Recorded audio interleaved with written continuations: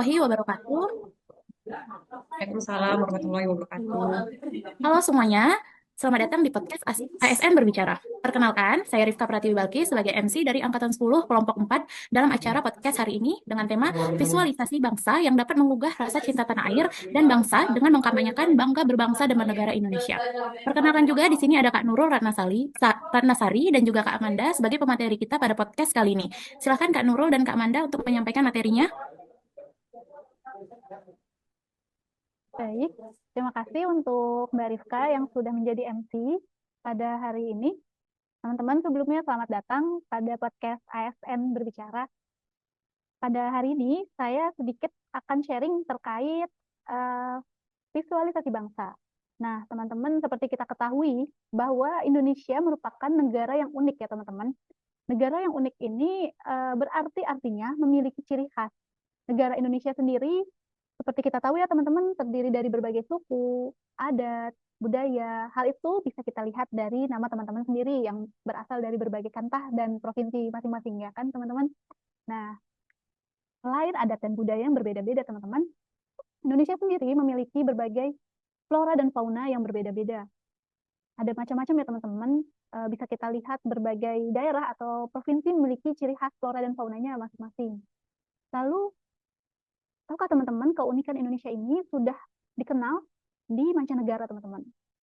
Mungkin kalau teman-teman dengar ya, negara lain seperti Korea misalkan teman-teman di situ sudah nih terkenal tentang K-popnya. Mungkin ada salah satu nih teman-teman yang suka mendengarkan lagu-lagu K-pop begitu. Nah, Indonesia ini teman-teman nggak kalah terkenalnya sama negara lain. Indonesia ini memiliki ciri khas.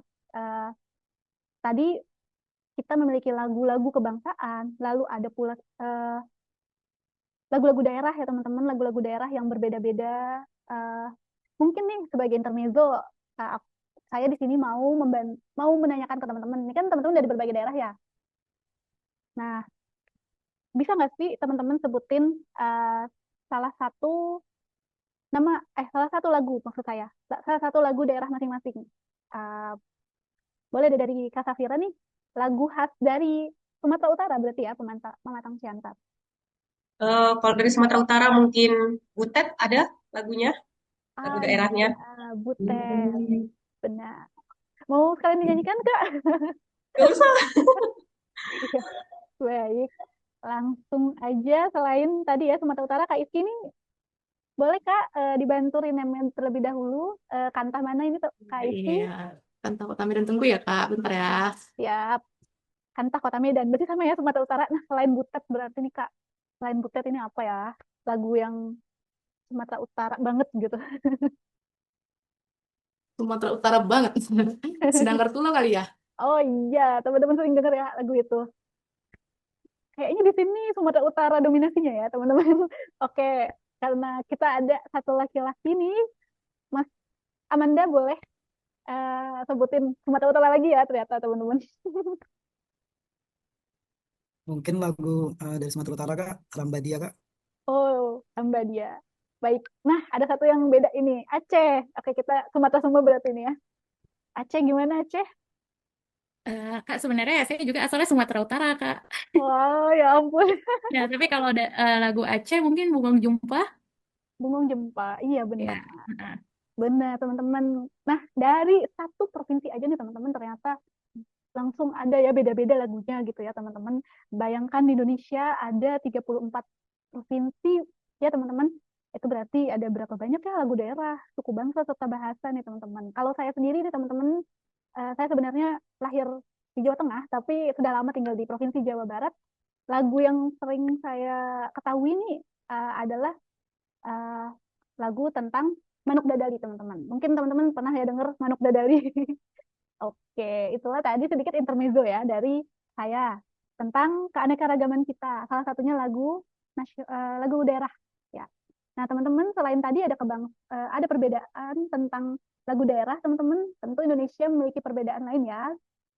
Di antaranya tadi ada tarian-tarian tradisionalnya, lalu ada bahasa yang berbeda. Nah, teman-teman, saya di sini mau tanya, teman-teman bangga nggak sih menjadi warga negara Indonesia? Bangga Bangga dong. dong, Om. Bangga Kak. Bangga dong. Boleh itu Karifka dibuka mikrofonnya? Bangga, bangga dong, Kak, bangga. Mantap. Oke, kita semua bangga ya teman-teman, karena Indonesia ini sangat-sangat kaya dan sangat-sangat luar biasa begitu anugerahnya, mulai dari kekayaan alam, mulai dari eh, orang-orangnya ya yang terkenal friendly begitu katanya, ramah terhadap bangsa lain. Nah, teman-teman tentunya nih setelah kita mengetahui berbagai macam perbedaan bangsa Indonesia, tentunya eh, gak jarang ya teman-teman, tidak jarang kita mengalami permasalahan nih terkait adanya perbedaan. Mungkin teman-teman sendiri merasakan salah satu permasalahannya ya kan teman-teman. Misalkan eh, kita tinggal di luar provinsi, tadi ini bisa dicontoh Kak Rifka ya, tadi dari Aceh. Aceh asal Sumatera Utara, bener ya Kak? Kak. Nah, itu berarti Kakak sendiri mengalami ya perasaan perbedaannya itu. Iya benar Kak. Tapi kan perbedaan itu dibuat juga eh, tidak menjadi berat gitu Kak, karena kan juga saya memilih beda daerah itu untuk mengabdi kepada negara juga gitu Kak. Kak Nurul, maaf boleh saya sampaikan, boleh agak dipersingkat soalnya waktu podcast kita tidak banyak gitu. Oh Maaf ya ya, Kak Nurul, nggak terima apa-apa. kasih. Oh iya, terima kasih ya Kak untuk remindernya. Baik, karena kita singkat ya teman-teman, waktunya langsung aja saya lanjutkan nih tentang eh, yang akan kita bahas. Nah teman-teman tadi kan sudah dijelaskan sama Karista juga ya, ternyata ada perbedaan, tetapi hal itu nggak menjadi halangan gitu ya untuk tetap mengabdi kepada bangsa. Nah teman-teman seperti kita tahu Indonesia sendiri nih terkait perbedaan sebenarnya sudah memiliki cara untuk menanggulangi begitu, menanggulangi permasalahan perbedaan ini. Di antaranya adanya semboyan Bhinneka Tunggal Ika. Semboyan Bhinneka Tunggal Ika yang memiliki arti berbeda-beda tetapi tetap satu, teman-teman. Artinya, walau kita berbeda-beda, kita harus memiliki tujuan yang sama, yaitu bersatu dalam NKRI. Kita harus menjunjung tinggi persatuan. Nah, tapi teman-teman nggak jarang tadi ya kita tidak jarang kita menemukan tadi ya permasalahan-permasalahan di masyarakat terkait perbedaan yang ada dan bagaimana sih cara kita memiliki semangat begitu ya, semangat untuk tetap memiliki persatuan dalam kesatuan saat kita berada dalam keberagaman. Nah, cara yang pertama teman-teman kita bisa melakukan toleransi, toleransi untuk saling menghargai terhadap sesama. Yang kedua, kita bisa melakukan sikap saling menghargai terhadap sesama. Diharapkan dalam menumbuhkan sikap-sikap tersebut nantinya akan lahir rasa cinta terhadap sesama, lalu kita akan siap untuk menerima perbedaan, begitu teman-teman. Nah, lalu kalau misalkan teman-teman sendiri di situasi perbedaan, tentunya teman-teman tadi sudah bagus ya, sudah mulai tahu bahwa perbedaan itu bukanlah suatu halangan, tetapi adalah suatu kekayaan begitu, suatu hal yang unik dan sesuatu hal yang sangat sangat menjadi pondasi kuat bangsa kita justru. Lalu teman-teman sendiri sudah mengetahui mungkin ya tadi karena kita memiliki sikap toleransi, menghargai, tentunya kita tidak boleh bersikap egosentris atau merasa etnosentrisme teman-teman, atau merasa paling paling hebat, paling bagus, paling paling gitu ya. Biasanya sikap-sikap itulah yang membuat mungkin berkurang ya, atau bisa menjadi salah satu penyebab kerusakan persatuan begitu teman-teman. Lalu uh, kita seperti yang sudah kita pelajari, Indonesia ini terdiri dari 5 sila Pancasila. Nah, dalam persatuan kesatuan ini termasuk ke dalam Pancasila sila ketiga. Nah, teman-teman, selain cara-cara tadi, ada pula cara-cara lain yang akan bisa meredam konflik akibat perbedaan. Salah satu caranya adalah penggunaan produk lokal. Nah, mengenai penjelasan ini akan dijelaskan dan dilanjutkan oleh teman saya, Mas Amanda. Begitu, teman-teman. Sekian mungkin penjelasan materi pertama. Untuk materi kedua bisa dilanjutkan oleh Mas Aman ya. Terima kasih teman-teman. Baik, terima kasih banyak Kak Nurul atas materi yang sudah disampaikan. Langsung saja, selanjutnya Mas Amanda boleh menyampaikan materi yang kedua.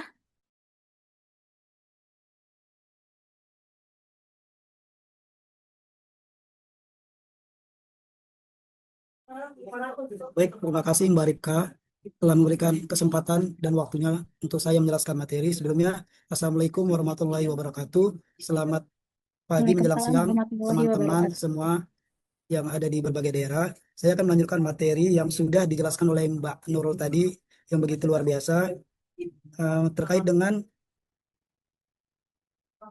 terkait dengan perbedaan yang bisa diredam melalui penggunaan produk lokal, itu kan termasuk ke dalam cinta tanah air. Cinta tanah air itu kan salah satunya penggunaan produk lokal. Cinta tanah air tidak hanya diwujudkan melalui upacara atau simbolis kebangsaan, tetapi juga melalui tindakan nyata dalam kehidupan sehari-hari. Salah satunya adalah dengan menggunakan produk lokal. Setiap kali kita membeli, memakai, atau mempromosikan produk lokal, kita sebenarnya sedang berkontribusi langsung bagi bangsa. Menggunakan produk lokal bukan sekedar urusan ekonomi, tetapi juga gerakan kebangsaan. Melalui dukungan terhadap produk lokal, kita menumbuhkan rasa cinta tanah air, menjaga budaya, serta membangun kemandirian dan kejayaan Indonesia. Em, Mungkin itu saja materi saya mengenai cinta tanah air melalui penggunaan produk lokal. Selanjutnya saya kembalikan ke Mbak Rifka. Baik, terima kasih banyak Kak Amanda atas materi yang sudah disampaikan. Selanjutnya kita akan memasuki sesi tanya jawab. Teman-teman ada yang ingin bertanya, dipersilahkan. Baik, Kak, saya ingin bertanya. Sebelumnya perkenalkan, nama saya Istimaya Sagala. Saya dari Kanta Kota Medan, Angkatan 10 dan Kelompok 4.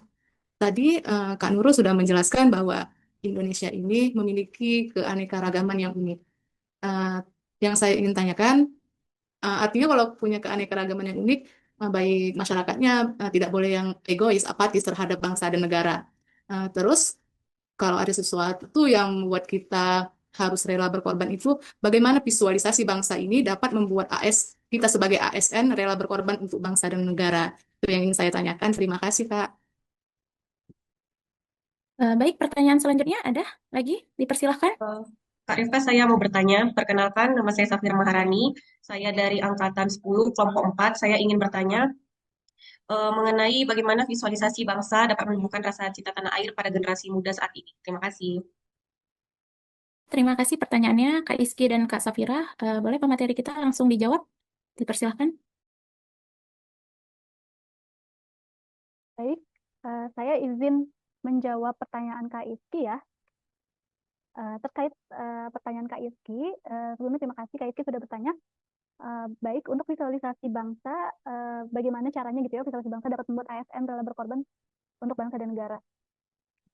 Visualisasi bangsa sendiri adalah gambaran ideal tentang kondisi masa depan negara yang ingin dicapai. Tentunya salah satunya ya di dalam mencapai ini ada elemen masyarakat, dan elemen masyarakatnya ini termasuk ASN. Nah, ketika ASN memiliki gambaran yang jelas dan positif tentang masa depan bangsa seperti negara yang maju, adil, sejahtera, dan berdaulat, maka akhirnya ASN tersebut memiliki rasa tanggung jawab dan semangat untuk berkontribusi secara maksimal. Nah, visualisasi bangsa ini memiliki, maksud saya, menciptakan rasa memiliki dan kebanggaan nasional begitu. Nah, untuk dapat membangkitkan motivasi internal ASN sendiri, ASN bisa bekerja dengan integritas, disiplin, lalu semangat pengabdian.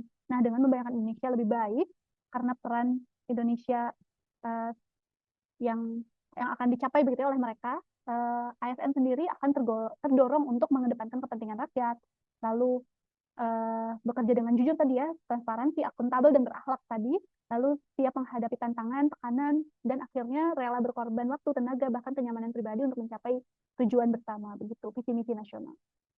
Sekian mungkin penjelasan. Terima kasih Kak Nurul. Iya, terima kasih banyak Kak Nurul atas jawabannya. Selanjutnya Kak Aman, boleh dijawab pertanyaan teman kita? Silakan.